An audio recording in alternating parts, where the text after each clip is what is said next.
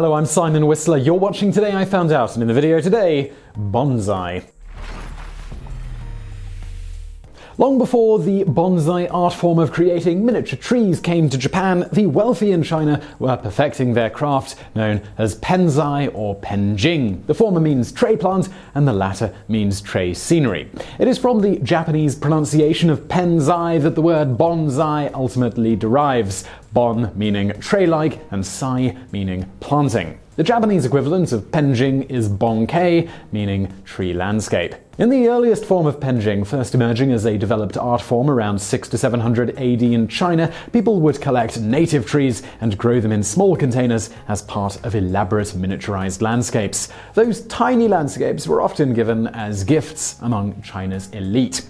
While Buddhist monks and delegations sent from Japan to China had been bringing back to Japan miniaturized crafted landscapes as souvenirs, starting not long after the art of penjing had been established in China, it wasn't until the Kamakura period in Japan from 1192 to 1333 AD that the Japanese seem to have adopted this craft. The catalyst for the widespread adoption was the introduction of Zen Buddhism to Japan. Around the same time in Japan, penjing was distilled down to single miniature trees rather than miniature landscapes being the focus, with Zen master Koken Shiren being particularly influential in the spread of Zen Buddhism and defining bonsai as an art form.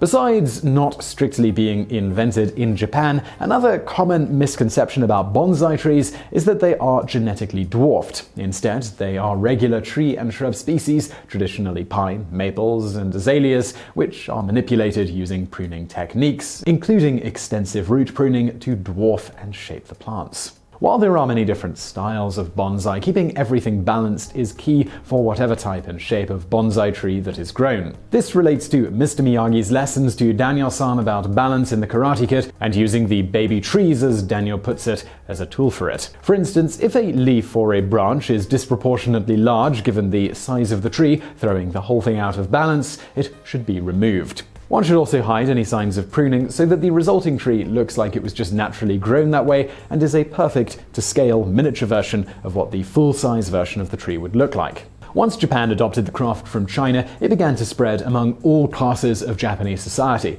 According to bonsai historian Robert Barron, by the late 18th century, a show for traditional pine dwarf potted trees was held annually in Kyoto, where connoisseurs from 5 provinces and the neighboring areas would bring 1 or 2 plants each to the show in order to submit them to the visitors for ranking or judging. After Japan ended its over 2 centuries of isolation in the 19th century, the bonsai tree would be popularized outside of the country at fairs and expos around the world, including the Paris Expositions, 1878 and 1889, and the St. Louis World Fair in 1904.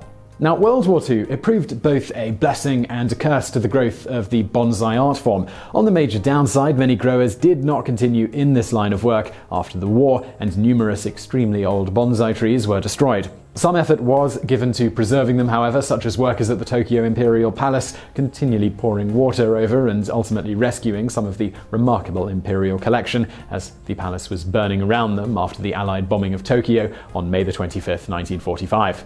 On the positive side, at least in terms of helping to continue the popularization of the bonsai tree outside of Japan, many Allied troops occupying Japan admired the art form and even took classes in it, bringing it back with them to their respective homes.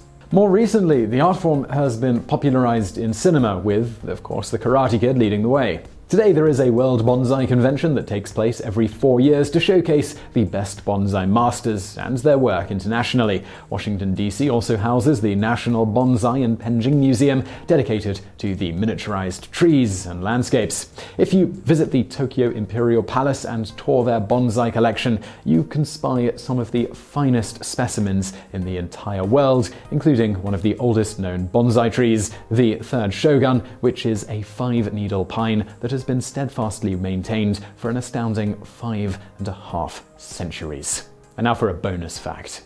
You'll often see people confusing bonsai and banzai, using the words interchangeably, but this isn't correct, as illustrated by Mr. Miyagi. Miyagi says, "Banzai," Daniel replies, "to baby trees." Miyagi says, "Not bonsai, banzai."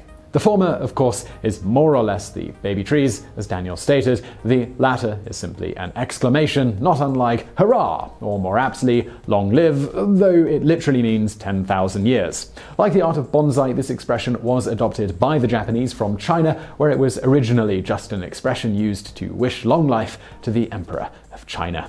So I really hope you found that video interesting. If you did, please do hit that thumbs up button below. Don't forget to subscribe. Brand new videos just like this every day of the week. Also, let me thank our patrons on Patreon. If you're interested in helping us out with a small and voluntary financial contribution, please do head over to patreon.com/TodayIFoundOut, link in the description below.